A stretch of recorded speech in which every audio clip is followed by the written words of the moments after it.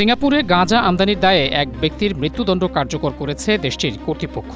১ KG ৯ গ্রাম গাঁজা আমদানির দায়ে গত ১৬ এপ্রিল দেশটির নাগরিক ওমর ইয়াকুবের মৃত্যুদণ্ড কার্যকর করা হয়। ২০১৮ সালে মালয়েশিয়া থেকে ফেরার পথে ওমরের গাড়িতে তল্লাশি চালিয়ে গাঁজা পাওয়ার অভিযোগে তাকে গ্রেপ্তার করে পুলিশ। পরে তার বিরুদ্ধে মাদক আইনে মামলা হয়।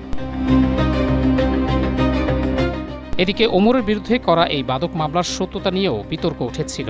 তিনি গাঁজা আমদানির বিষয়টি অস্বীকার করে আদালতকে জানিয়েছিলেন তার গাড়িতে যে গাঁজার বান্ডিল পাওয়া গিয়েছে সে সম্পর্কে তার কোনো ধারণাই ছিল না। তিনি আদালতে এও অভিযোগ করেছিলেন স্বীকারোক্তি আদায়ের জন্য এক পুলিশ সদস্য তাকে চড় মারা এবং অন্যজন তাকে ও তার বাবাকে ফাঁসিতে ঝোলানোর হুমকি দিয়েছিলেন।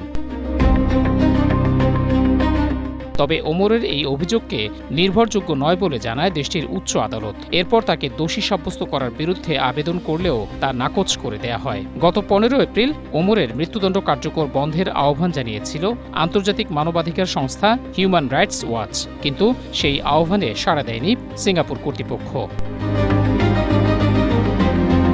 জানা গেছে ২০২১ সালের ফেব্রুয়ারিতে এই মামলায় ওমর আদালতে দোষী সাব্যস্ত হন। ওই বছরের ১২ অক্টোবর তার বিরুদ্ধে মৃত্যুদণ্ডের রায় দেয় আদালত। দেশটির central narcotics bureau CNB ১৬ April এক বিবৃতিতে জানায় তারা ওমরের মামলা সম্পর্কিত একাধিক অভিযোগ সম্পর্কে অবগত আছেন।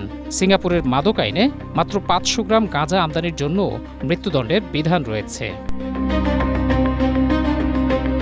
মহসিন কবির, এশিয়া পোস্ট।